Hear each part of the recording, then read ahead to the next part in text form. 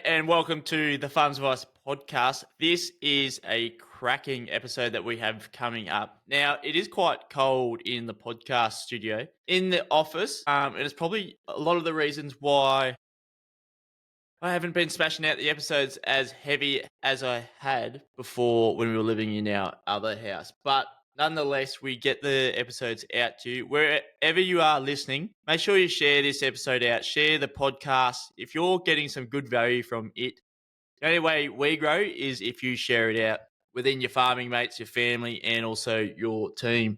So we're darting across to a place that's a little bit warmer at the moment. It's very hot for the UK people, around 30, 32 gets pretty hot. And we're talking to Richard Payne, an arable farmer in the UK. So it'd be great for the UK listeners. We've got about, 500 each month from the UK that listen in.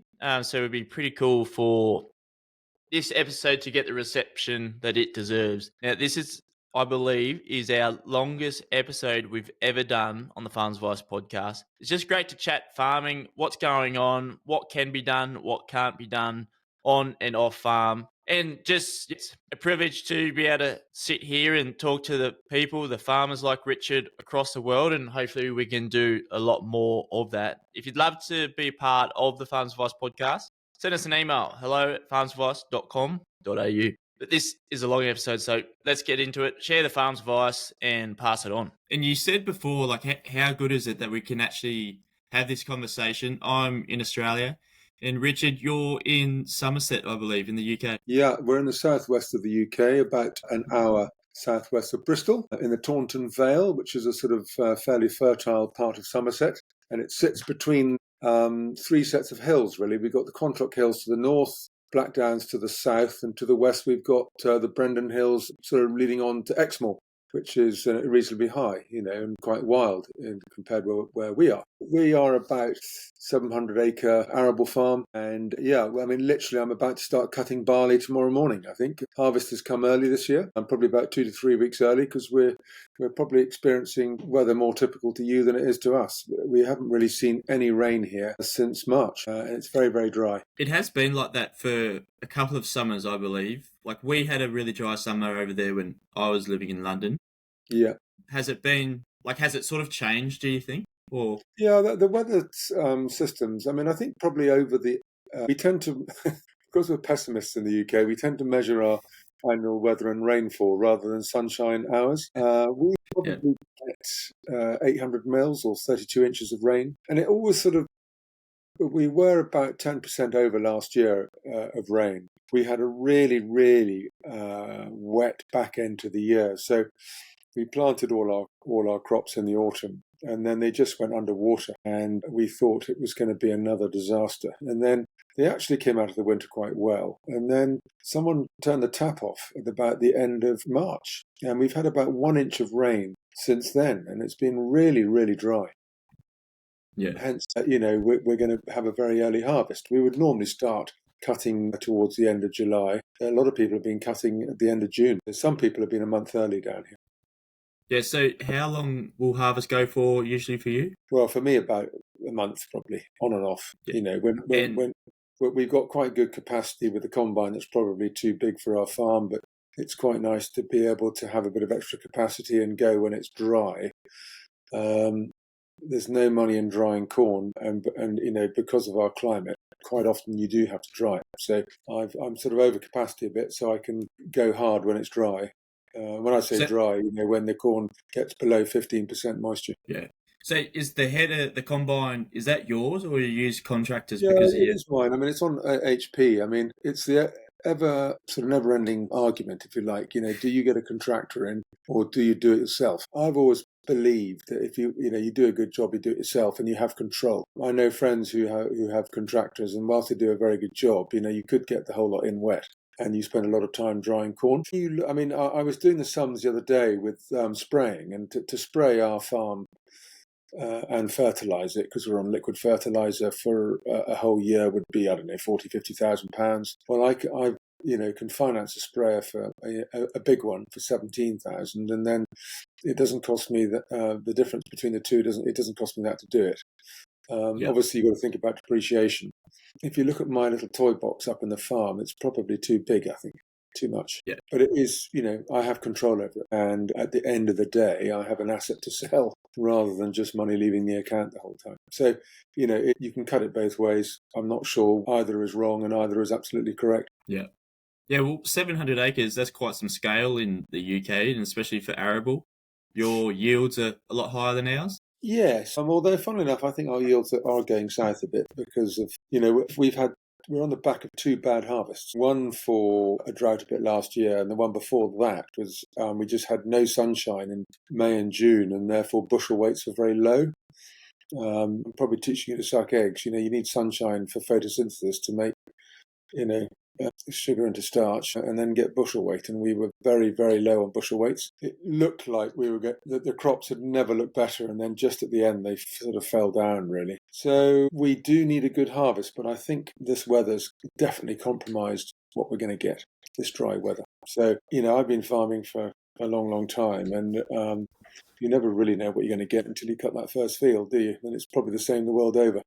So, hopefully I'll sleep well tonight, and then hopefully tomorrow's a good day. So what does your crop program look like? Your barley would be malt barley, would it? No, it's winter feed. So I've tried malting barley once or twice, and Very my difficult. experience is it's just our ground's probably a bit strong for malting barley, and I think you're at the whim, aren't you, of the maltsters, depending on how much they want and how much they're prepared to pay. So I tend to go for, yield. It's not worth much, but I tend to go for yield. And it's a feed barley called Caravelle.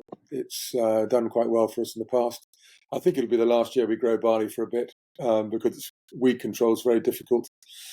And it's worth, what have I sold mine for? £150 a tonne in August. So I need a bit of cash flow. So we've sold barley early, and we'll sell our oilseed rape or canola early as well. Yeah, that's about a $50 premium on, I think, what ours is. Ours is about $250 and $280 probably at the tops. Yeah, I'm not sure what the malting premiums are at the moment. Again, they bounce around like anything. It just depends on supply and demand, isn't it? I think. Yeah. So, Richard, when did you start farming? Like, you're a fair few generations into it, but is this the farm that your family's been on? Sort of yes and no. My father was a first generation farmer. My grandfather, who I never knew, was a sort of soldier in the Second War. They lived in Scotland. He came back from the war and then died quite soon afterwards. So my father left Dumfriesshire and moved down to Lincolnshire, got married, moved down to Herefordshire, and that's where I was born. And then my parents got divorced in, 1981, I think, and we ended up down in Somerset. So my father and I sort of put money into this farm in Somerset. At the time, it was only 370 acres, and we've bought a bit more and rented more in. And funnily enough, it was the first farm to come up in this vale in its entirety since the end of the Second World War. So land didn't change around very much. I did a short stint in the army. I served with the cavalry regiment in the British Army for about 4 years, and then went back to school, went to college. I think I drank too much and didn't attend lectures as often as I should have done, but that's Cirencester for you. And then, ended up back here full time in about 1988, 89. And I've done nothing else since, really. I mean, obviously one or two part-time jobs that I can do in the wintertime, but, I've been farming this land since 1980, or part-time 85, 86, 87, then full-time from 88 to now. Yeah, and what sort of changes have happened on the farm, but also into UK government towards farming? We did have a suckler herd of cattle running alongside. We had sort of about 150 cows, and then the calves and followers and fat cattle. So we could have had up to 400 beasts on the farm at any one time. And we've had a sort of series of problems with, at the time, in the sort of turn of the century, we had a series of problems. We had BSE, TB from badgers, and we had foot and mouth in 2001. And it was pretty doom and gloom, and the returns from cattle at that time were very low. So we didn't have enough grass on the farm, because I sort of was trying to increase and improve the arable half of the business. So if we ever got locked down through BSE or TB, it would have been really a real struggle to go on. So I took the decision in 2003 to sell the herd as a flying herd And literally overnight, we were an arable farm. It was quite weird. I never realised how much free time I could have when I wasn't looking after cattle 24/7. So And I regret it now because beef is absolutely flying in this country. They're the only ones, or livestock are the only ones making money at the moment. Arable is right. really the doldrums. So that's probably the reversal of what's happening here. The grain farmers have the luxury of free time. They'll Yeah. hate me for saying that, but they're probably looking a little bit better on the balance sheet than what the livestock farmers are. We've still got great prices, but probably not in comparison to you. So what's the steer like going to the market? What's it worth currently? Well, I don't About know what the £3,000? I don't know what the fat prices are, but someone told me the other day that good strong store cattle in the market were going for £2,000 a head. Now Wow. someone's going to take that on and feed it again and then finish it. Yep. So I mean, when I was last selling fat cattle, we were getting 450 for heifers and about 650, £700 for fat cattle. I mean, I mean the costs have gone up too, so it's not all profit, but I mean. If you had nice cattle, you'll make a lot of money. Yeah. And that transition for you to full arable, what was it like? Were you already having all the machinery? You wouldn't have had the combine, Yeah, I'd imagine. we did have our own machinery, and like a kid in a toy shop, I suppose I spent too much money sort of finding out what really works. We haven't spent too much of late on the cultivation side, but I definitely wanted to move away from ploughing because ploughing was a big thing in the UK, and it still is in some places. And as we've gone on over the years with zero till or min till, weed burdens have increased, and rotational ploughing is appearing again. But so we haven't really ploughed on this farm for nearly 30 years. We've either done zero tillage a bit, but mostly minimal tillage, or should I say non-inversion tillage, really. And I think the soil. I mean, we're on a silty clay loam here. We don't have cattle. We do struggle with our soil organic matter because we're not putting so much farmyard muck and deep litter muck back on the land. So we do have to buy in a bit of waste products, whether it's human waste, whether it's digestate from anaerobic digesters. I do have a sheep tenant on the farm he also works for me, but he has his own sheep, so he probably lambs about 550 ewes inside, so we do get quite a bit of farmyard muck from that, which we sort of rotate around the farm. So you still have pretty good fences then, being an arable farmer with your sheep tenant? No, they've all gone. It's electric. He has to move electric. I mean, there's a bit of permanent fencing around, but where we rotate grass or cover crops in the rotation, he'll have to put up electric fencing. Yeah. Do you still have stone walls around you? No, not really. You will up on Exmoor. On Exmoor, they've got stone walls that were actually built by the Irish in the potato famine, and they're still there. You're right. But you would need to go to Gloucestershire, really, onto the Cotswolds, and perhaps the Mendips a bit to find stone walls. But we tend to have sort of what's peculiar to us is you have banks, and then on the top of your bank, you would probably plant a beech hedge, but you still probably fence either side of it. But the bank on Exmoor gives you a good windbreak from the wind up there and the rain for the livestock to get under. Yeah. So your cropping operation, you're planting, is it just barley? And then you can do corn? Winter wheat, feed wheat, winter wheat would be our sort of main crop. Yep. And we grow 2 wheats, then we go to canola, back for 1 wheat, and then we put a pulse in, either beans or peas, and then wheat, and then probably barley, and then another break crop like oilseed rape again or canola. So what we're trying to do with our break crops is to keep 5 clear years between a canola crop and another one, whilst maximising wheats where we can. And we've tried 1 or 2 novel crops in the past. They tend to sort of make the seedsman a lot of money, but not necessarily the farmer. When you say novel, what sort of crops are you talking about? We've tried anything from sort of Canadian milling wheats to millet, or we might actually rent a field out, or either potatoes to a neighbour, or maize, forage maize for a local dairy farm. I mean, they're not novel. Sometimes we've grown a little bit of linseed, but I don't really know how to harvest linseed very well. I don't seem to be able to get a very good sample.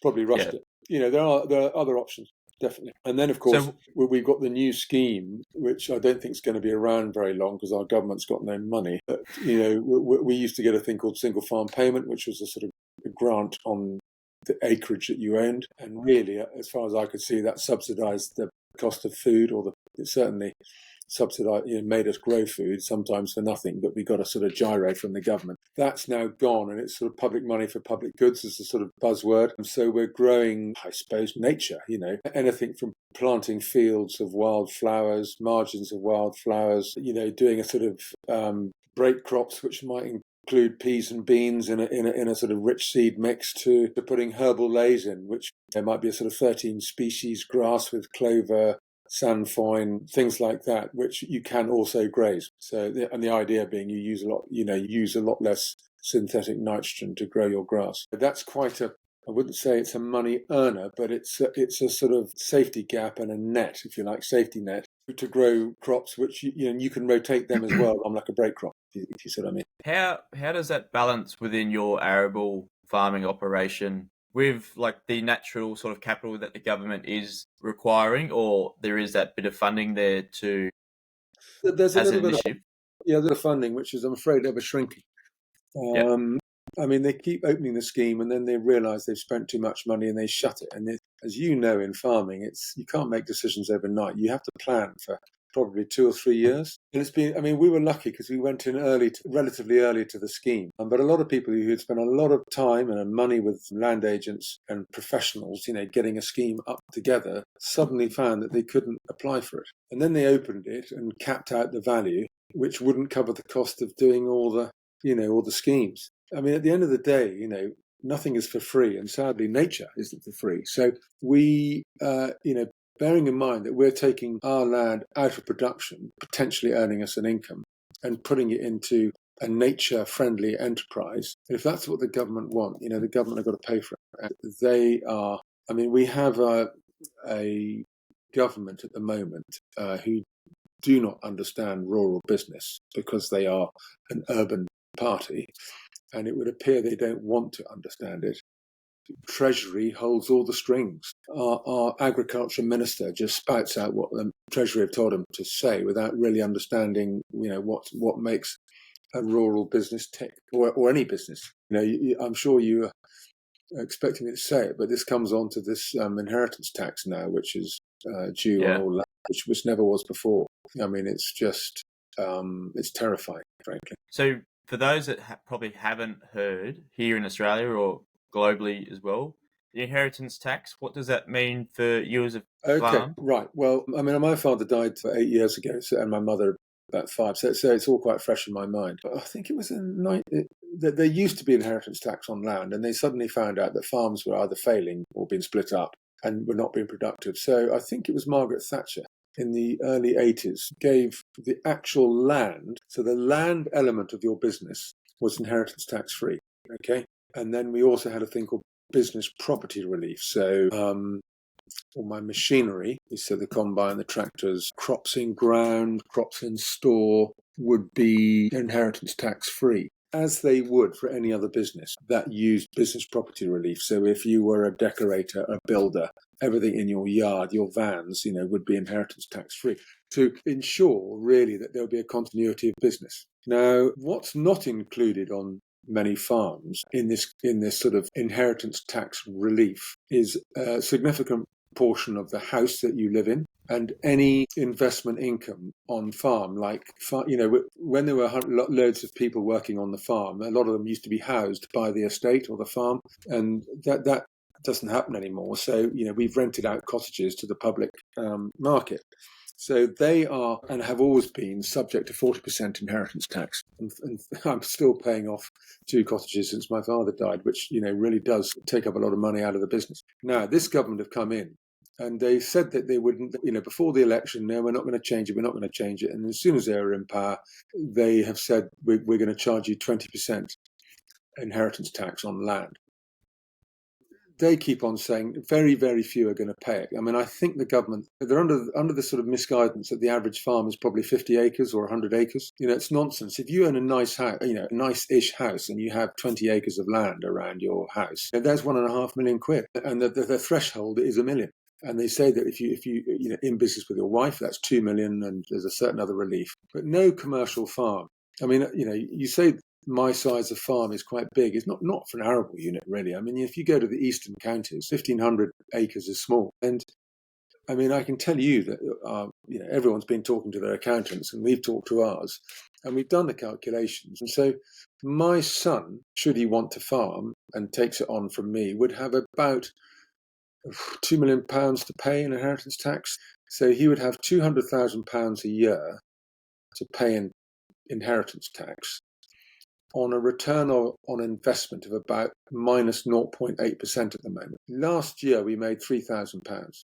The year before we made £30,000. The year before that a bit more, because we had a good harvest and high prices after the Ukraine war started. How on earth is he going to pay that without selling half the farm?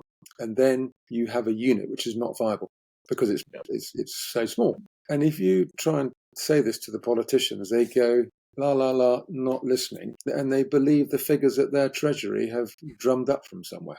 And they just won't listen to the experts, whether it's not just the farmers, but the rural economists, the rural accountants, the rural lawyers, you name it. And it will be devastating. I mean, you can gift in this country and then live for 7 years, and that gift is then tax-free. But not many farmers I know have enough money in pensions to retire and then not draw money from the farm. So we find ourselves in a very difficult position. And there have been a lot of protests in this country, friendly ones, going to London, and we seem to have a lot of public support, but the government isn't listening.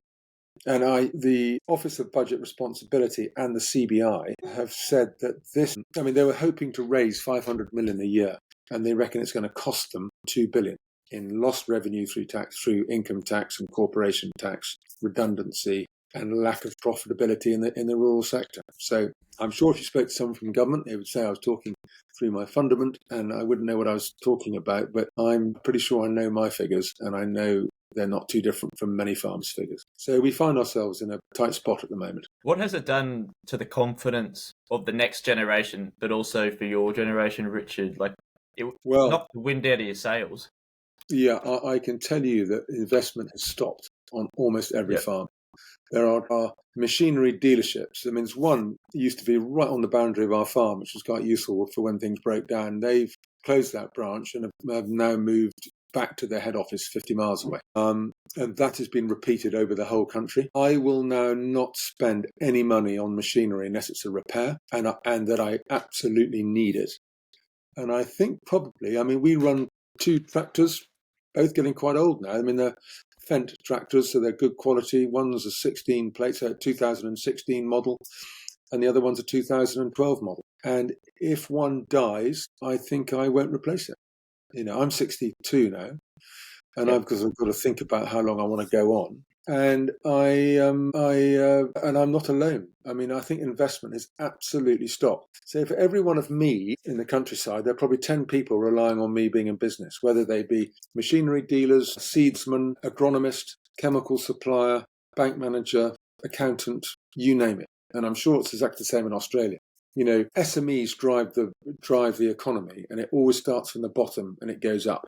And then everyone, the next tier of business feeds off us and then all the way to the top. And if you cut off primary business at the knees, I think there's going to be an awful knock-on effect. And I don't really think our government understands what could happen within quite a short space of time. Everyone needs to rely on someone else for investment. And if we're just shutting the door, I think it's quite worrying for the rural economy and then the wider economy after that. Where do you think farming would be if Brexit wasn't a thing? If you didn't leave the EU, would that have changed anything? Brexit, one of the common arguments we get, if you haven't voted for Brexit, you wouldn't be in this mess. Everyone thinks that we voted for Brexit. And actually, the number of farmers vis-a-vis the rest of the population, it was exactly the same percentage. 52 voted to leave, 48 voted to remain. It's a really interesting question because just of now, they've relaxed a lot of the protocols about import and export, I think to our detriment, because it means that all foodstuffs coming in doesn't get inspected and therefore will be cheaper to import, which obviously hurts domestic production. And I think probably, honestly, I don't know what European farmers are getting from their governments with regard to aid and grant, but, no one's got any money and it'll all be shrinking.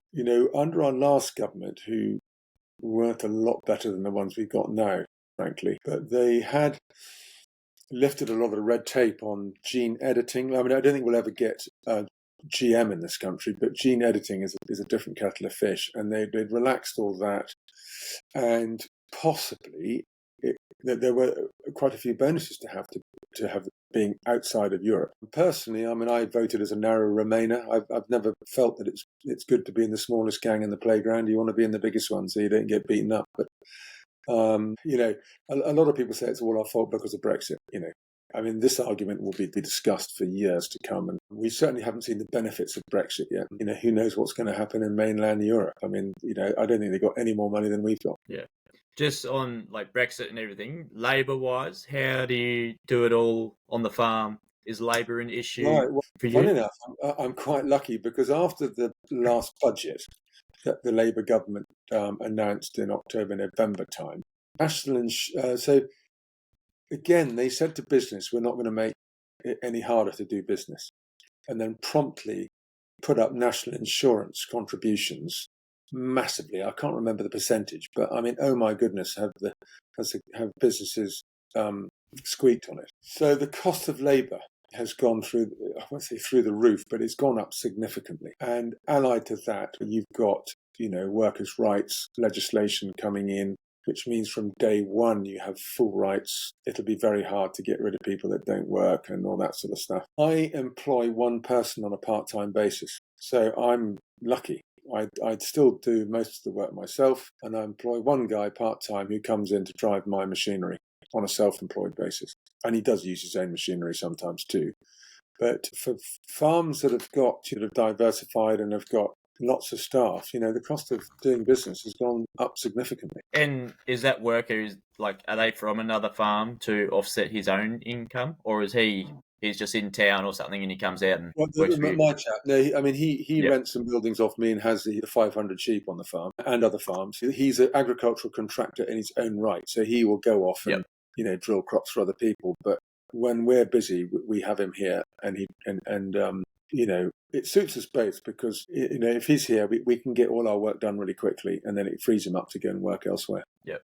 How do you charge for, like, as a sheep tenant, per head per week? No, he takes a farm business tenancy on the grass that I have. So he pays about £90 an acre per year, which is not very much money, but I think it's probably quite, you know, it's about what the market is down here. You're right.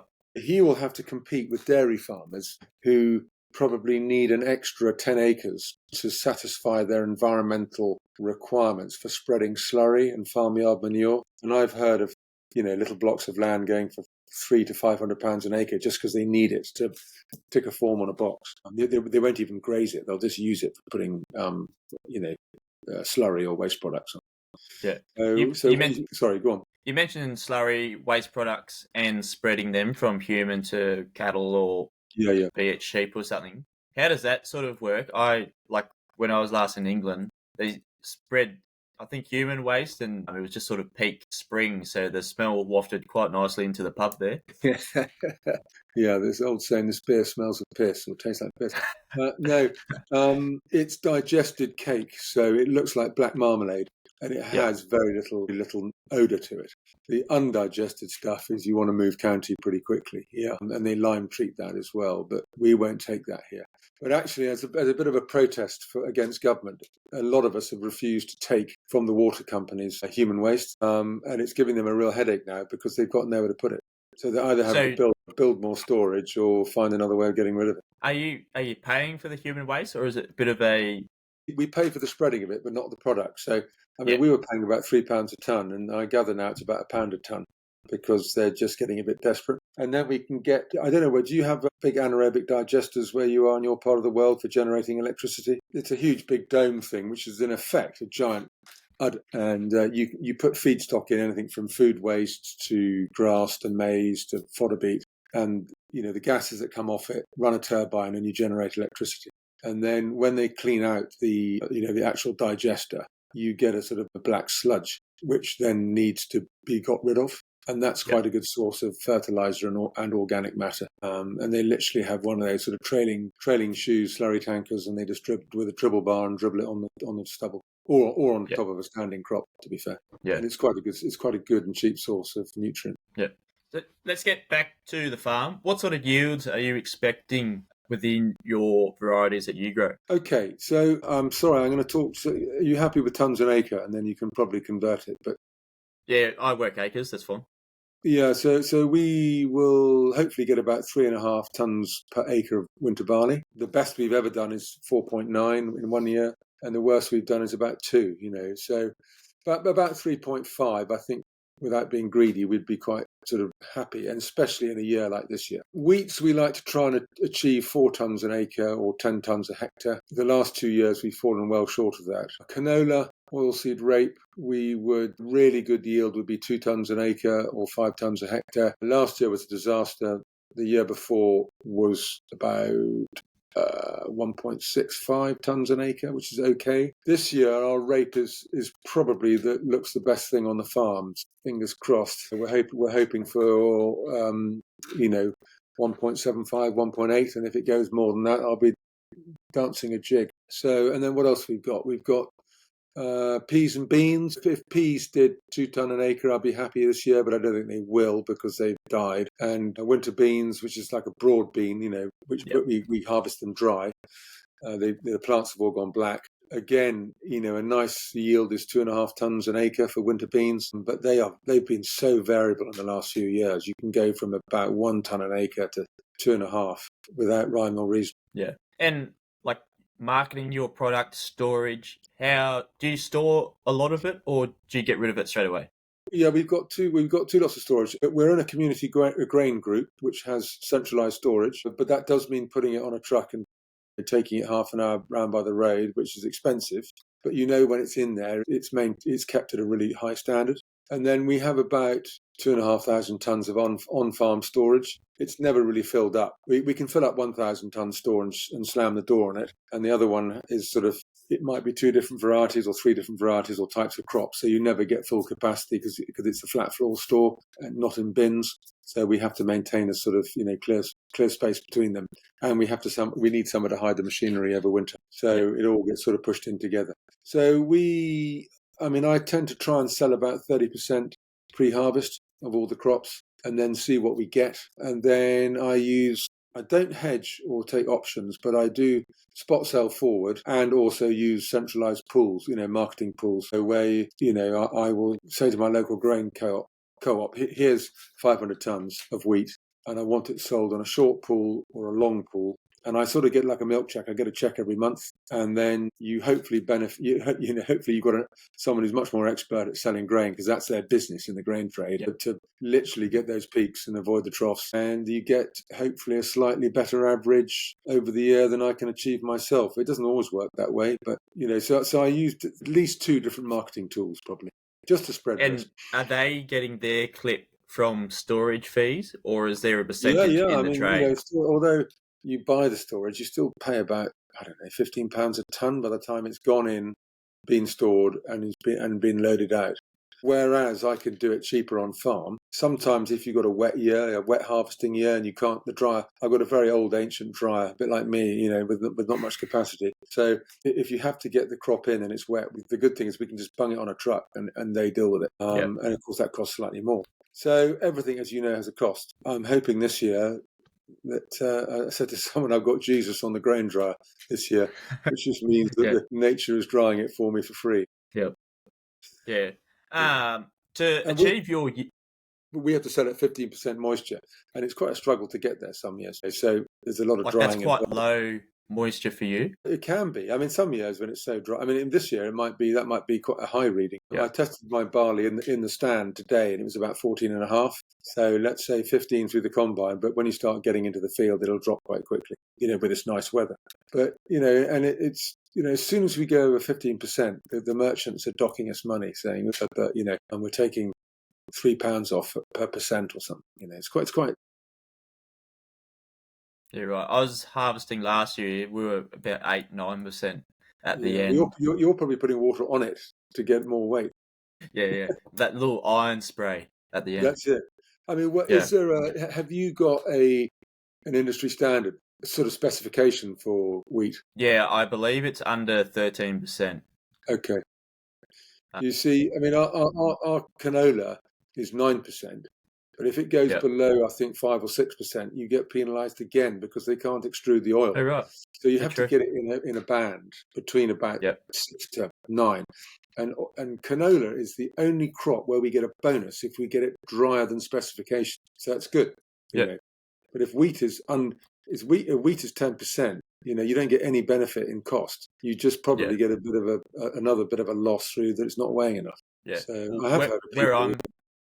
where I'm from, it's quite dry, but like there is comparable rainfall to you a few hours south of us in around Young, around 800 sort of mils a year, and then that's when you have the Is that where New South difficulties. Wales? Is that New South Wales? Yeah, still New South Wales. Yeah, Yeah. I've got some friends who farm near sort of Yass Barrel area down there, and I Yeah, think it's that about 4 hours from us south. yeah, and they're sort of livestock, but they get the same sort of rainfall I think as we do. Yeah, Bowral is quite wet. I wouldn't say they have the biggest wheat crops, but the sheep country is really lush Yeah, when it is lush. But yeah, they're going through quite dry times at the moment. yeah, they are. Yeah. But Yeah, quite got situations in the UK, but you do find that you have using up your winter supply of food a lot earlier than you thought. yeah, and when everyone's in it, the price of your feed, if you're going to buy grain in or hay in, it just keeps going up and up and up. And yeah, you have to find those trigger points. You know, so the here.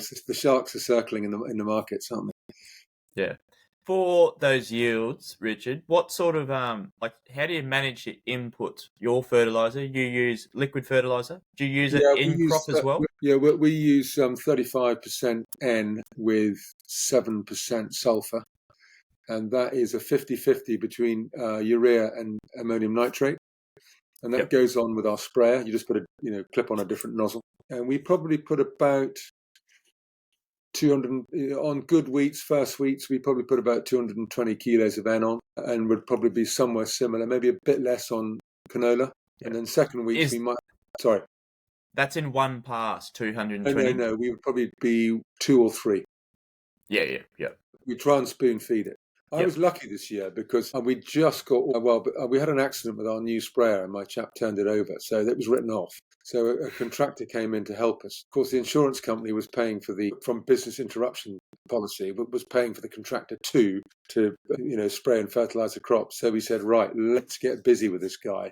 So we put all our fertilizer on really early. It got washed in with an inch of rain, and it's virtually not rained since. So a lot of people probably have fertilizer that's, if it's in granular form, sitting on the surface, doing nothing. Or certainly it's sort of been retained in the top inch of soil and has hardly reached the roots yet. So I think from that point of view, we were quite lucky. So we definitely do 2 splits, sometimes 3. But we now have to put nitrogen inhibitors with our fertilizer, which not only stops it volatilizing into the atmosphere, which is more a problem with urea than it is with AN, but it does sort of slow release the fertilizer. So we've done trials where we've put it all on in one hit with these inhibitors, and to be honest, you can see very little difference. But there's no point putting it all on and then having 6 inches of rain behind it, because you just wave bye to it, and it'll end up in the watercourse. I think little and often is quite a good approach if we can do it.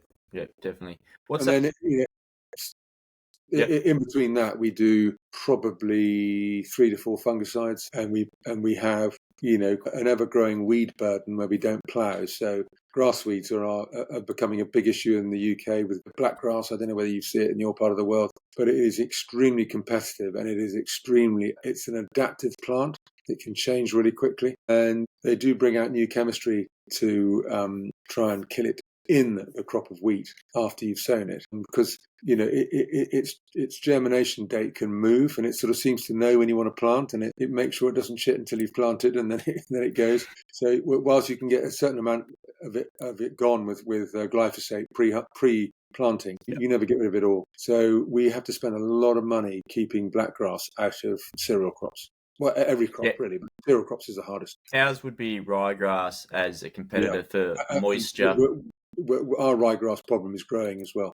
And it's not like a ryegrass that you get in a grass mixture for growing silage or grazing grass. It's a really weird type of ryegrass, which doesn't appear anywhere else apart from in cereals. And it's trouble, definitely. Yeah. For the machinery heads out there, how big's your boom? Your spray boom?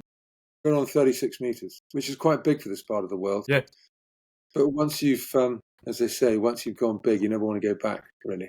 And although we've got obstacles like telegraph poles, and some of our fields are quite small. I mean, we've got one or two fields where you fold a boom out, go once round it on the headland, and then once up the middle, and then you've done. You're out the field.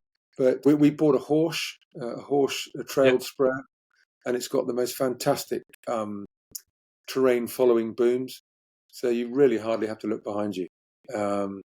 Until it goes wrong, and then you'll probably find you're doing about 12k, and then you bend the whole thing into the ground. And we operate on a 25 centimetre spacing, so your boom is only 25 to 35 centimetres above the crop. And honestly, it's best not to look back, because it gives you an ulcer watching this thing, being so close to the crop and to the ground.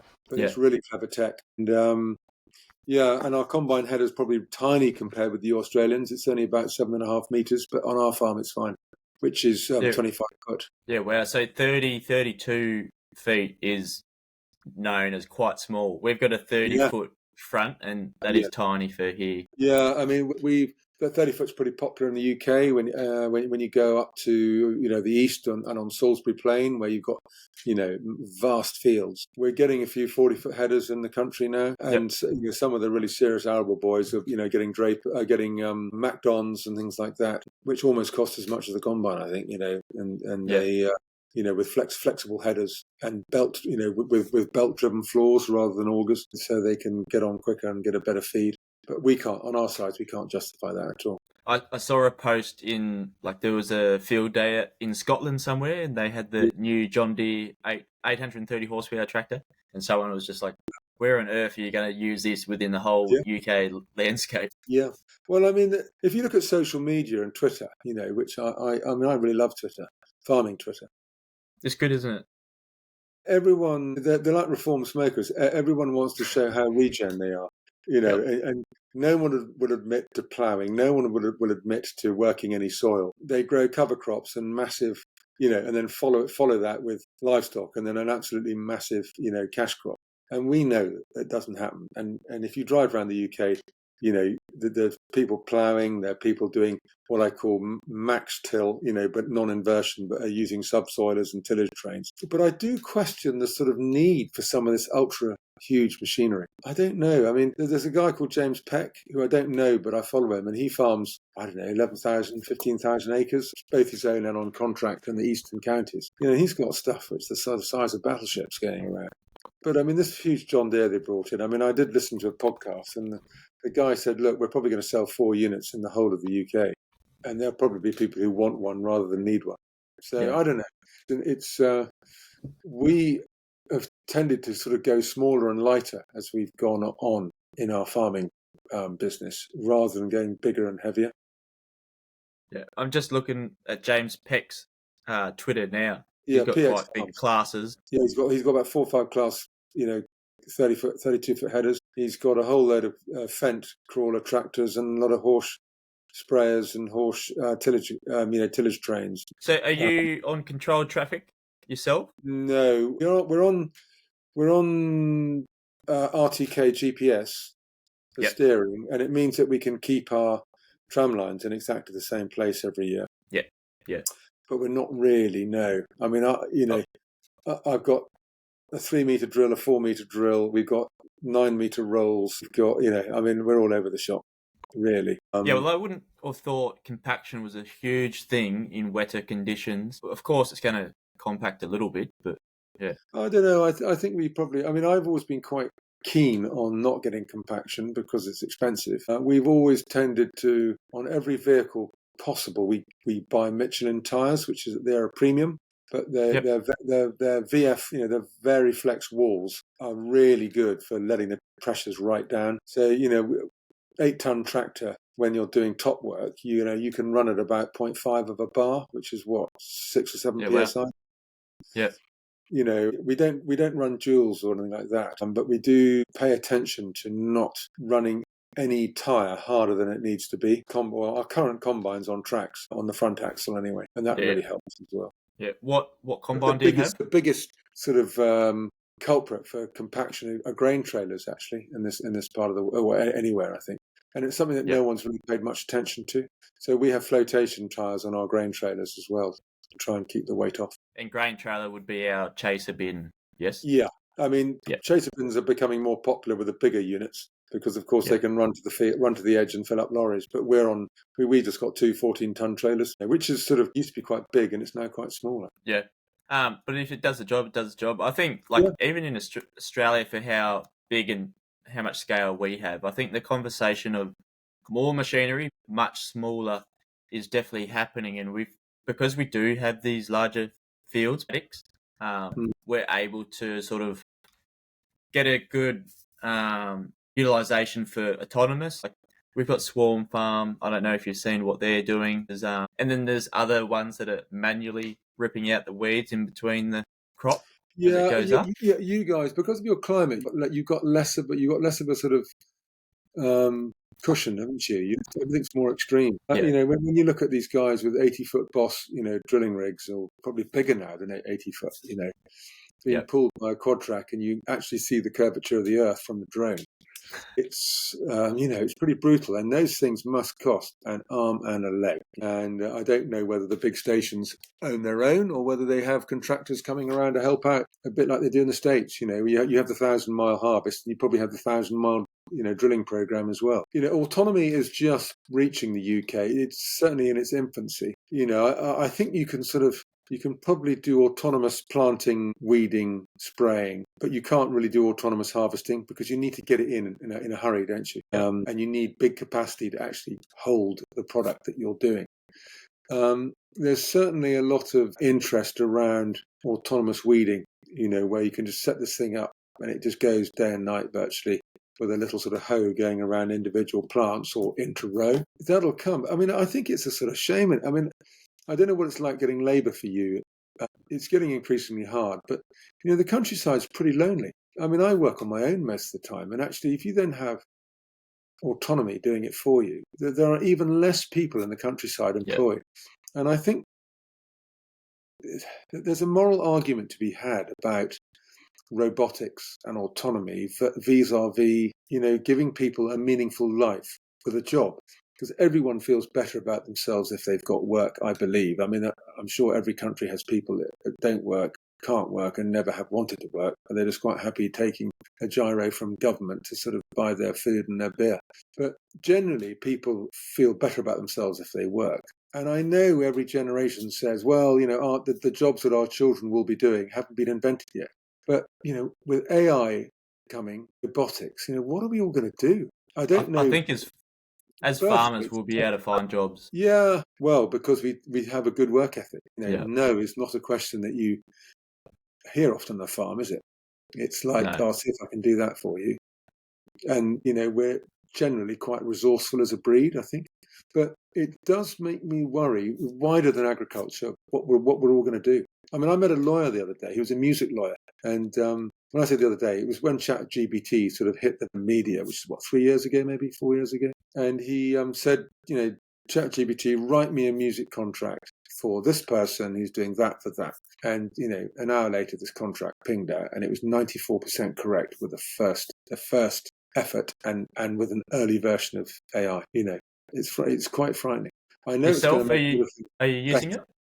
I'm sorry? Are you using ChatGPT or alike on No, farm for any agronomy? look at my hair. I'm a Luddite and I'm old. I mean, Yeah. it is quite amazing. I mean, I ought to, but I'm not sure, in my business, what I would need it for, because we're Yeah. all still, I wouldn't say old fashioned, but we're growing crops. I'd be interested to know whether you could use it for weather forecasting and therefore spraying and crop protection, that sort of stuff. I It'll think, come. like, there's been a few in Oz, like they provide the conditions, what's best, and like best time for planting, when's going to be my planting window, that sort of stuff.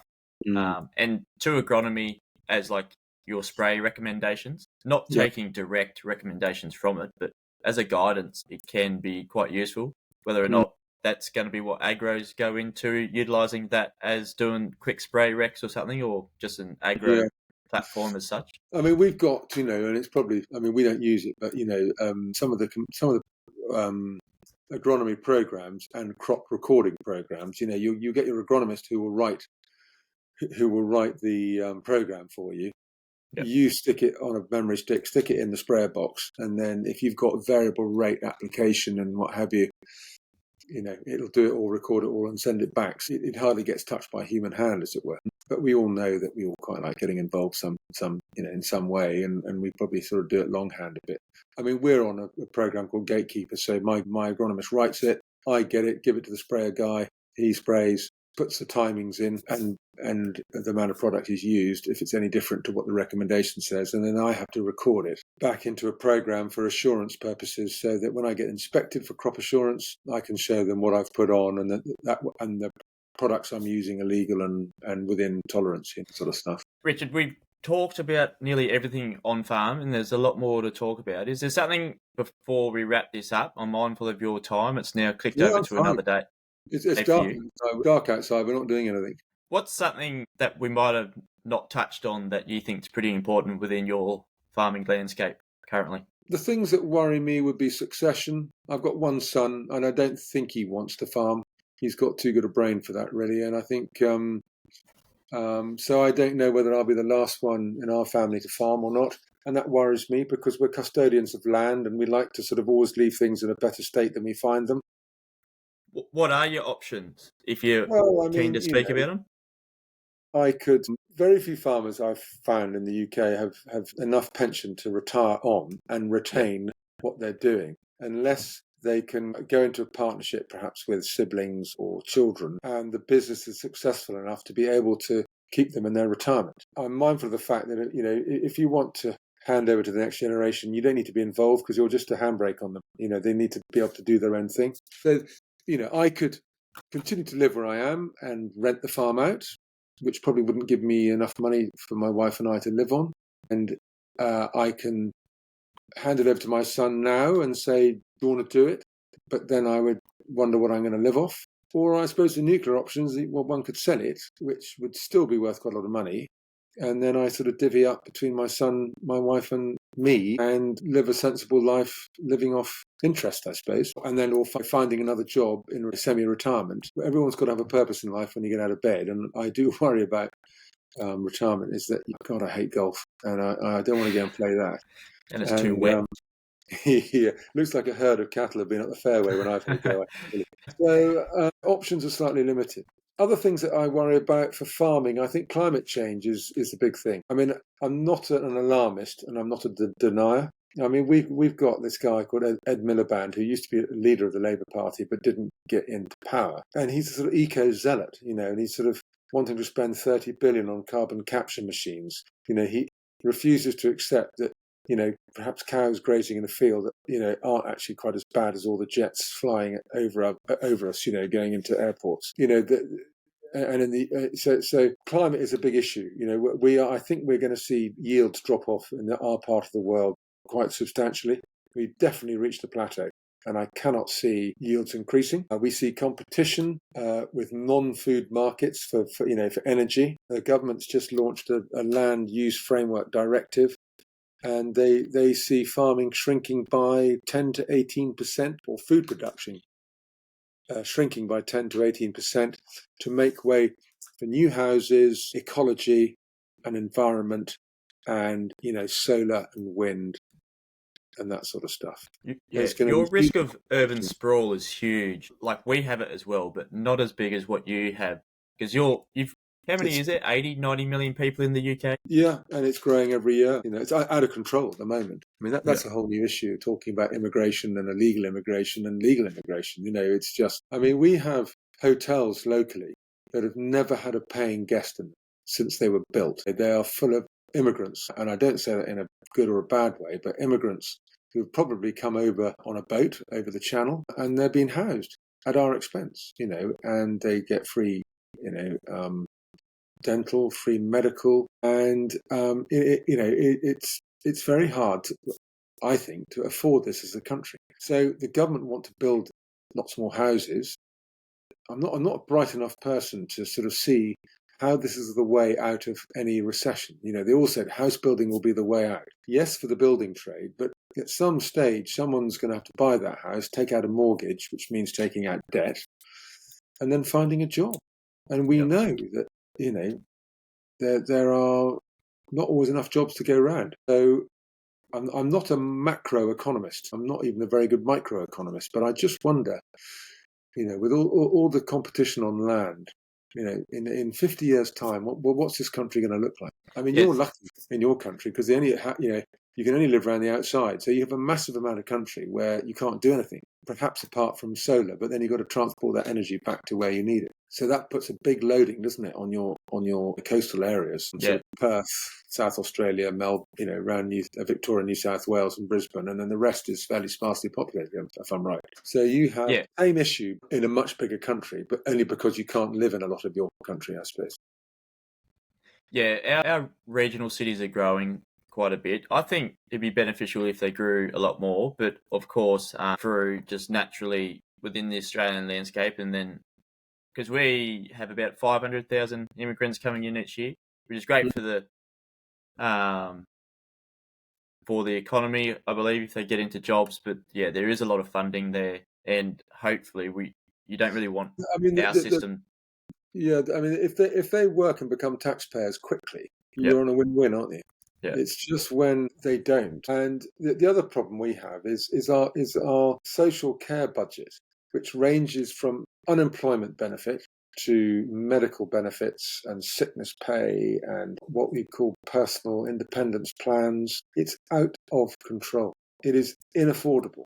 Yet we have politicians, I don't know whether you saw in your media, but Keir Starmer, our Prime Minister, lost a huge vote on welfare reform because his own MP said, oh, no, you can't do that. You can't leave people short and you can't, it's unfair, cruel and all the rest of it. It's ended up costing them more money rather than hoping to save them 4.5 billion. I mean, it's bigger than our NHS and our social care budget dwarfs defence, rural, everything. Absolutely everything else. And I think, I don't know what it is like with you, but I think we're becoming a sort of a nation that expects to be looked after the whole time. And it's very hard to wean yourselves off that. It's really, we have very little heavy industry left in the UK. Tiny steel industry, an agriculture which is under threat, a very small motor industry. We're big on service industries and we're big on financials. But, a lot of the service industry is already being replaced with AI. Call centers and all that sort of stuff, and, service industries are great when your economy is growing, but unless you're producing something, tangible, I think you leave yourself at risk. Yeah. If you just traveling through the UK, if you go outside of London or the Cotswolds, I sort of believe what I've seen, it doesn't scream what the image is of the UK. Like London has all the sort of wealth there, and then it's not really getting filtered through these villages. Like they sort of look war torn. No grimace on your village or anything, but it's how it is. It's all sort of centralised into London where the funding goes, where the people are. You're very right. I mean, your regional centres are still affluent, like Bristol, Manchester, Birmingham to a degree, Newcastle probably, and then you get up into Edinburgh and Glasgow, are wealthy cities. You're right. I mean, everything is centralised in the UK down in the southeast because that is where all the finance is, really, in London. Yeah. It's either working in London or supporting London. We're quite lucky if you drew a line probably halfway up Wales and went straight across the country to the Wash at Lincolnshire, everything under there is not too bad. I mean, you get pockets of poverty and hopelessness, but when you go in northern England, there's no doubt about it, they've been left behind.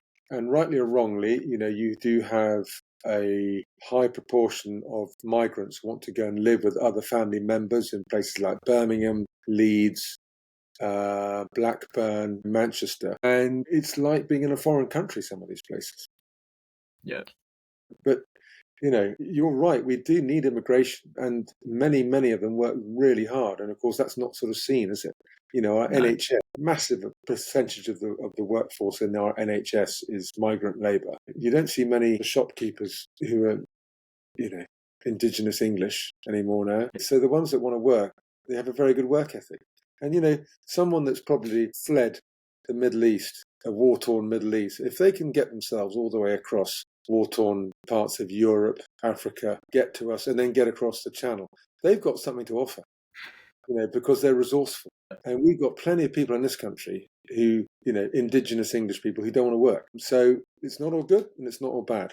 But I think we've got too many people in the country at the moment, this is why the government's coming after us for taxation. I mean, taxation has never been higher, and when taxing profits, turnover is okay because that's one thing, but when you're taxing the fabric of a business, you're killing the goose that lays the golden egg, and then once you've spent that money and that source has run out and that business is closed down, what then? Where are you going to get your next sort of tranche of taxation from? So, that worries a lot of us in the UK. So, I mean, you asked me what I think. Well, I'm really fortunate to have lived at the time that I've lived, because we had the 70s and 80s and 90s were sort of boom years, weren't they? Probably for everyone. House prices were affordable. There might have been not even what your annual wage was at some stage. But now, the young, they've got no chance. And unless they go to the bank of mum and dad, they've got no chance of buying their own homes anymore. What's acreage around you worth? Like for an arable farm, what would be the average? The No average one size of sells, farm, I do think, they? in the UK is something really ridiculous, like 258 acres. Yeah, it's 100 and something hectares. I did those facts a while ago. But that's because you probably have lots of small hill farms and lots of hobby farms. And then if you go to the Midlands, Salisbury Plain, all around Wiltshire, Hampshire, go up into East Anglia and Lincolnshire, that they're getting massive. I know people that are farming 4,000, 5,000 to 11,000 acres. Yeah, wow. That is big, isn't it? And if it owned all that, which is unlikely, but if it owned all that, your tax bill is going to be huge. So I think inheritance tax is I don't think you have it in Australia, do you? It's a discussion. It's coming. Yeah. Yeah, we've got ways to do it. Yeah. It's the most anti-aspirational tax that you can possibly imagine, in my view. Yeah, well, it just takes the wind out of any sort of opportunity as a family, intergenerationally trying to improve or grow that legacy and whatnot. I think something that I took out of living in the UK for a bit was that maybe because of location, your proximity to the major centres, that you are so much closer to your political news, what's happening, you're abreast. And I think it probably is location, because we're 1,000 k's or nearly 1,000 k's from Sydney, 5 hours from Parliament Drive, and maybe that sort of detaches us about what the government's doing and detaches them from us as well, because it is a physical barrier to get to us and for us to get to them. That's what do you think that sort of ignorance is bliss, that they leave you alone a bit more than they would do with us? Because everything we do is visible by the public. I mean, when I plough a field, you look on the local Facebook page and, oh, there he is ploughing a field, And then the other thing is, there's an old saying, you never see a farmer on a bike. He moans about money and is not doing it, but he always has a nice tractor or a nice car, probably compared to a lot of people who have miserable jobs working in a call centre in a city. But and I think our problem is in the UK when we're talking about this new tax. And I go on, Twitter, and any amount of people say, just pay your tax like everyone else. Well, we do. We pay our income tax. We pay loads of taxes. But you've got this lovely combine. It's on hire purchase. If you're a doctor, the only skin in the game you have are the scrubs that you stand up in. Let's assume that we all have to have a house and we've all paid for a university education. I was too stupid. I just went to the University of Life. But when I've sort of said to people who are non-farmers, I said, look, just come into the yard and look at that combine. That's £500,000. Look at, well, it's not, let's say £300,000. Look at those two tractors. They're £250,000 each new. And their jaw drops. And he said, oh, I had no idea. I said, how do you think I afford that? So we have hire purchase and we have to work that into the cash flow and try and ensure that it's affordable. So, all these people that work for government get continuous pay rises, and yet they got no skin in the game. It's just them and a desk, or them and a patient, or them doing something. It's only manufacturing that has to own a factory, has to own plant, and has to service and run that. And frankly, I'm pretty aggrieved that, if I die, my son's got to pay tax on the machinery we've had on farm for maybe 10 years or 5 years or whatever. Because without it, he can't perform his duty. He can't perform his job. And with land, you can't grow crops without land. So I know the land won't disappear when it's taxed. I mean, I genuinely think that our current government does not like the profile of land ownership at the moment. They want to have far fewer landowners, make it more corporate, and then they're easier to deal with. But of course, that runs the risk of a lack of competition then when it comes to food prices. I don't know. It's really uncertain at the moment, and I've never known the industry as unhappy as it is now. Yeah. It's really anyone. When you think that you need a farmer 3 times a day, you think, crikey, that should be a job where you can, without being greedy, earn a living. But it's just.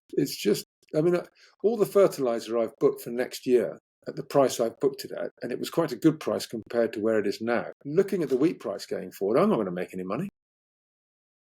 I mean, we have diversification on the farm in the form of 3 cottages and 7 business units, which we converted from old cattle yards. So we have, 7 small businesses, and that brings in a nice rent. And that's a sort of crop that comes in whether it's raining or snowing or drought. Right? And of course, we've been encouraged to diversify to subsidise the cost of producing food, and yet it makes us more exposed to taxation as well. Yeah. Well, I think what I'm seeing behind the scenes, I think we were diversifying like mad as well. But I think we're becoming a little bit more specialist as livestockers and also as cropping arable farms. I think if you focus on your craft and if you're still in the game, you're probably quite good at it as well. So dive down into that, but also that comes at the risk of, if dry times for us, dry times for you, or even political tensions, conflict as well. You're probably in the thick of it over there in like market stability, that sort of stuff. A dry time for you can mean no crop at all. Yeah. Ours is, not quite as severe as that. But that's also an advantage. We don't have to put the inputs in if you are in those areas. But some areas you do have to put your crop in, take that risk, and then you're even further out on your ass. Yeah. I mean, I don't know what it's like with you guys, but I mean, I probably spend as much time doing what we're doing now, sitting in front of a computer screen and following price, trends on weather and crop prices. And actually, because of efficiency, we spend less and less time farming and more time talking to bank managers and trying to sort of sell our produce at the right time and at the best price possible. And that can be, I mean, it's not quite being a commodity trader, but you got to be mindful of what's going on in the world, sometimes on an hourly basis, but certainly on a daily basis. And that's the benefit of having a mobile phone now, is that you can keep an eye on whatever markets on whatever app, and it's essential. I mean, someone asked me the other day, said, "What's been the biggest influential improvement in agriculture?" And I would say it was a mobile phone. Very true. I mean, because I remember when people were trying to sort of sell you stuff, and they'd say, "I can hear he's in a tractor. He won't know what the price is," and he'll probably say yes. Well, now we can say, "Just hold on a second," and you can look on your screen, and you can say, "No, that's rubbish." Or you're watching world events unfold, and I mean, there've been times when I'm driving a combine up and down a field, and I'm selling grain at the same time. We did manage to go on holiday to Sri Lanka, and my wife was pretty unimpressed with me because it was literally that February when Russia invaded Ukraine. And I spent most of the holiday saying, we're going to be millionaires. We could see, oilseed rape go from about £300 a tonne to 650 in about 2 days. It was absolutely bonkers. How do you see capacity on farm? Like you say that we're doing this a lot more now, sitting in front of a computer. But last year's theme for the podcast was trying to build capacity for the farmers. Because I see it like we just wear 10 hats and then the government needs to add a renewable energy hat so that we can monitor or get solar farms or something like that. Just to understand or have that bit of knowledge that you can either think that it's a good option or contest it, or even just literally have the time to contest it. Do you see in the UK that's a huge thing as well? Yeah, I mean, you almost got to have sort of a planner's head on, haven't you? I mean, I've got friends who the food production is probably the poorest element of their farm business now.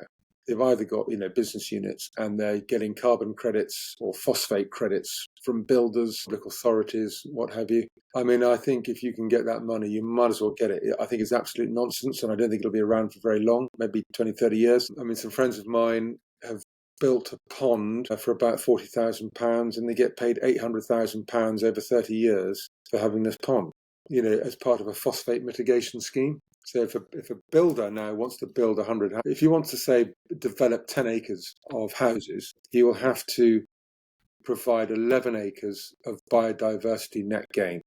You're right. So he not only has to replace the nature, he has to improve on it by 10%. Yeah. There's a lot of And that. is that doable? It's doable, but whether it delivers the outcome is very questionable. I think it's a box ticking exercise to a large extent. I mean, if they can build a wetland downstream of a development, you can probably catch all and store all the pollution and what have you. But if you build it upstream or, nowhere near it, it's just box ticking. So I have a slightly jaundiced view of some of the schemes. But at the moment, if you're prepared to sort of do the work and, a lot of heartache going through planning processes, you can get on these schemes. Funnily enough, I'm just doing a soil carbon thing with a firm where they're going to tell me in a minute how many credits I've got, and then I can market those credits. And your credits, do you think you will sell some, or it's just to know your baseline, or can you value that with the government? Yeah, I think you've got to know your baseline. And if I've got anything set, we're cash poor, so we would sell those credits in the open market. I think it's going to be very small money on my farm. It could be between sort of £2,500 to £8,000 a year, depending on what I do on my land, how I cultivate or not, how much fertilizer I use or not. I'm still waiting for the baseline to come back, actually, and it's imminent, I think. Well, that's another conversation. Like our credits are worth like $32, and I think the sort of global standard is 120. In America, I think that's probably based on. Maybe Europe is a bit more because you are pushing that a lot harder. Well, all I do know is that they're worth a lot more than the price being offered to the producer of those credits, i.e. the farmers. We should be a great story for the government, as farmers in any country could, because we're the ones that can deliver quickest and easiest on these schemes. But they just seem to forget that. And they I wouldn't say sort of try and scupper it, but they make it difficult. They make it really difficult. Yeah. Well, in Oz, we have to put up everywhere. We have to put up with either government that's in. And I think we've had more prime ministers in my lifetime than I've had hot dinners. So it's so hard. We have our infrastructure investments on a new government. Righto, well, this maybe subsidising something. You can get a return from building your grain storage. And by the third year, you're risking that government could change, and then that support's not there for the next year. Even from policy making, it's a flick of a switch. Even the government that's not in for us now, they're saying they'll backflip on a lot of these ideas, which probably would be beneficial. But for that backflip to happen, change on the ground is going to have to change again, in that cycle. Yeah, I mean, when you're in that situation, you need to, if you're going to go with a scheme or provide a solution, you need to do it quickly and get a good contract drawn up.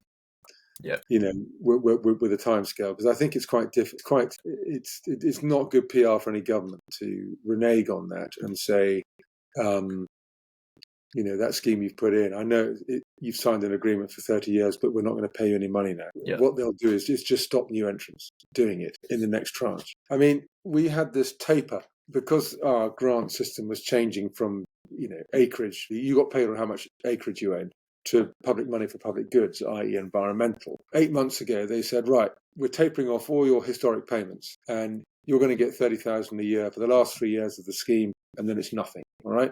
That's sort of written in law. Well, Labour came to power.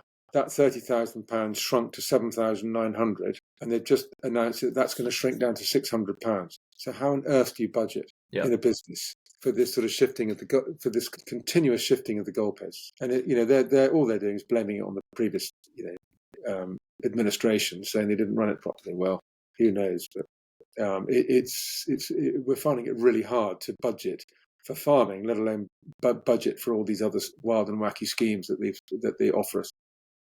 So you're right. Just concentrate on your core business and do what you know to the best of your ability. Yeah, I think sadly that's not enough. I don't think nowadays. No, well, I think it's one thing to be talking about all of this, and then we haven't even talked about how farmers deserve the right to be a little bit happy within their life and not just slogging their ass out at the back end and trying to work with the governments here, there, and everywhere. Like yourself, you went to Sri Lanka, and it'd be great for everyone to have those opportunities and continue to, rather than that capacity thing. A few years ago, I was a monitor farmer for the Agricultural and Horticultural Development Board, and they probably had, I don't know, 20 monitor farms around the country, maybe a bit more. It was really good for both parties because I learnt a lot, and you ended up doing benchmarking. And although I've now stopped, my sort of 4 years has passed being a monitor farmer, we still have a benchmarking group. And I remember my induction when we all went up to Stoneleigh, where they used to have the Royal Show in central England, and we had our induction. And they said, right, I'm going to ask you a question now, but I want you to give us the answer at the end of the 2 days. What do you want to get? What's the key thing you want to get out of this journey that you're going to go down? And the clever bloke in the class said, I want to spend as less time in my tractor as I possibly can. And of course, everyone was saying, I want to grow, I want to get bigger business, I want to cut my costs. This guy said, I want a better quality of life. And mental health is very poor in the UK farming. Suicides are very high. Suicide rates quite high. A lot of elderly farmers have taken their own lives to beat the deadline on inheritance tax. It's shocking. It's really shocking, but they don't seem to sort of think that it's an issue. We've got a farming community network, and we've got the Royal Agricultural Benevolent Institution, and they've never been busier dealing with people with poor mental health. And you're right. You've got some farmers, perhaps more on the stock side, who work every hour that God sends, and they never go away on holiday. There was a guy who used to live opposite us who had pedigree Simmental cattle, and his only holiday he's ever had in his life, he went to judge at either the Perth show or the Sydney show, and it was judging cattle. Okay, His wife dropped dead in the kitchen, and he went on for another 10 years, age 85, feeding cattle and looking after cattle. It was pitiful. And you think, why has anyone been forced to do that? If that had been child labour in a Congolese mine, mining lithium for batteries, everyone would have said that is unacceptable. You cannot do that. But with the farming community, no, that's fine. You crack on. So I think we do need. I wouldn't say the quality of life. We have a very good quality of life, I think. We live in a nice part of the countryside. We're out in the fresh air, but it doesn't stop you worrying about the finances. No. But we do need a better quality of work life. That's for sure. And I don't know where. What's something that you're looking forward to for this year, though, Richard? Is it to see what your yields are as a farmer, or you've got a little personal project? Well, we planted the damn stuff in sort of September and October. I've been waiting a long time, like a sort of midwife, looking after this crop. And of course, financially, we need it to be good. My favourite time of year is probably just after planting, when you can see all those rows of corn coming up through the ground, and you think, cool, we did a good job there, and that looks great. I love harvest, as long as it's going well. It can be really frustrating as well, but it is the fruition of your whole year's work, isn't it? And I drive the platform, I drive the header, because it's the one time in the year that I see everything in a snapshot. So it's quite good for making management decisions and seeing where you've got things right and where invariably you've got things wrong too. So I don't have any non-farm business projects. We've maxed out on our business units. The one thing that's lapsed on our farm is looking after woodland. We've got about 20 acres of woodland, and it's not in great state. But I'm getting a bit old to wear around a chainsaw and do all that on my own, So it's either trying to find a grant or get some money to help, a bit of, not clear felling, but doing some thinning and replanting. That would be a project that I would enjoy. And again, it's something for the future, isn't it? What's some piece of farms advice that you've received in your time going through the University of Life, as you call it? Like, what's something that someone's told you that's put you in a better position than you were before? Oh God, I sort of think back to fatherly advice, never get two men to do one man's job, and one man will never do it again, all that sort of stuff. I think it is to whatever you do it to the very, very best of your ability.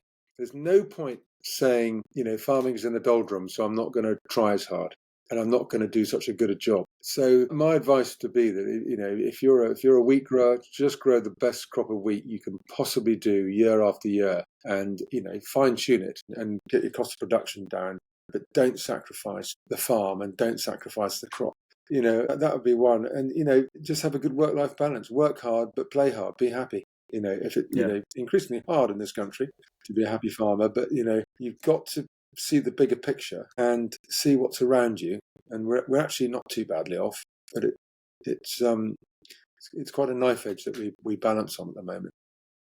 If you take a break, Richard, what do you do? Like, away from the farming mind and everything, is there something that you do? We don't go away enough, that's for sure. My wife reminds me of that at every opportunity. I love watching cricket, so I'm a member at Somerset County Cricket Club. In fact, we were in there this evening. 25, it used to be 25 farmers, but we were so miserable we got rid of half the farmers and we got some other people in a box right behind the bowler's arm. We've got Riley Meredith playing for us this year, so that's good. He's bowling well.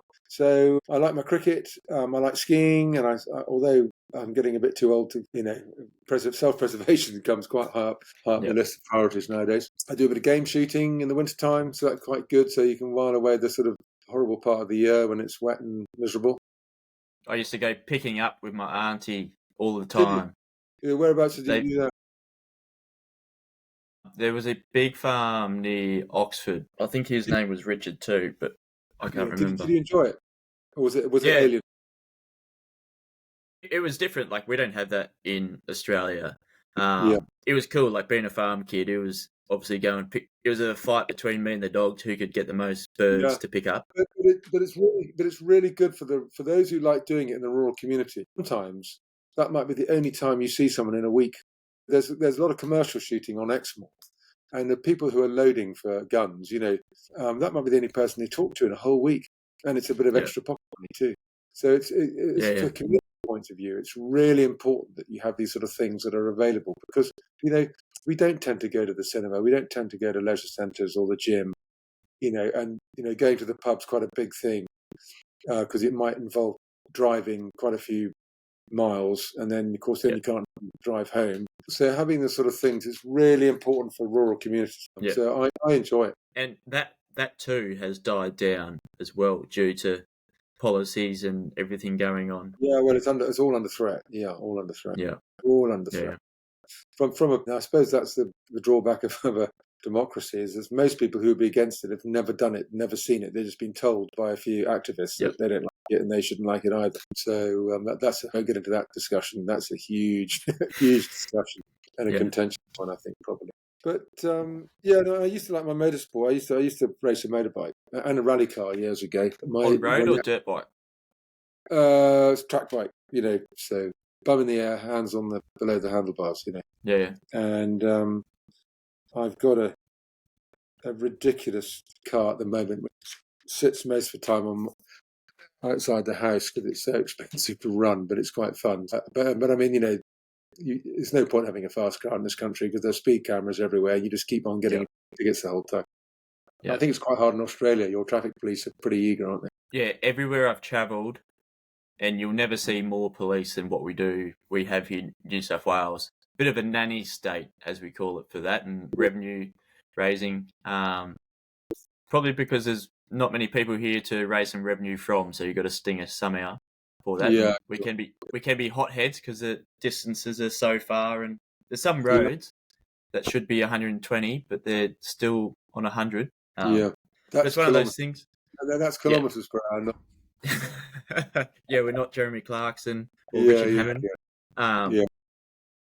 But no, Richard, we'll wrap it up there, mate. This has been a huge privilege and probably something that I love to do. We don't often get the chance to sort of air our views sometimes, and it's really nice to talk to sort of hopefully a sympathetic audience. But what I would say is, for all your listeners and members, is that don't always think the grass is greener over the fence. It very rarely is. Make the best of what you've got, because I think there are a lot of people far worse off than farmers than we are. We tend to live in quite nice houses and quite nice areas. I know financially it's really sticky, and I do worry about people with debt. And for God's sake, don't bottle it up. Go and talk to someone. There are so many organisations that can help you with mental health, but also with financial health as well. And I know farmers, I've never met a farmer who's not proud of what he does. And they tend to be very proud people. And I think that really dissuades them from going to talk to people, even if it's a mate,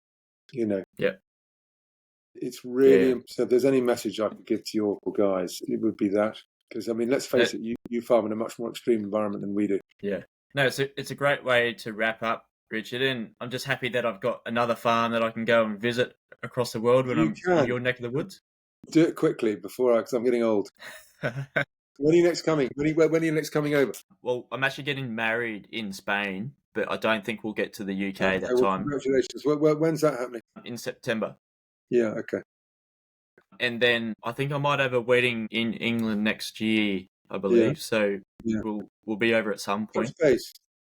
And Thanks for tuning in to this episode. Throughout it, I actually did my intro in my Gloucester Rugby shirt. So shout out to the UK Rugby, Gloucester Rugby, but also to the British farmers, UK farmers, whatever you want to be known as. Yeah, pretty special episode to go for so long. We could have kept yapping, but I think it was about 1 a.m. in Richard's morning that we wrapped up. There's no barriers. There's no barriers to any time zones on the Farms Advice podcast. We just want to bring on the best episodes, the best people, and we just want to have bloody good conversations that you can be a fly on the wall for, to understand someone's operation, understand ag tech, financial, accounting, whatever it may be in farming. We're going to talk about it, and we're going to talk about it honestly, strip it back to what it actually is and see how we can improve the industry. It's really what this podcast is about. This podcast was actually built for more than just myself. Otherwise, I would have called it the Jack Creswell Farming Show or something. But Farms Advice has been all about getting others involved to speak up, to have a transparent platform that we can, as farmers, have a platform to speak about the issues, but also the successes of what's happening in agriculture within our own paddocks, but also in our neighbours' paddocks and across the globe, like we heard from Richard today. And so thank you for Richard. He's probably going to be listening to this on the header or the combine, as you call it over there. So hopefully you can get a really good yield. It's quite disheartening to say that 4 to 5 tonne a hectare is a really poor yield over there, where in some areas that would be unbloody real in Australia. But anyway, keep on farming, keep up it. Until next episode, keep on farming.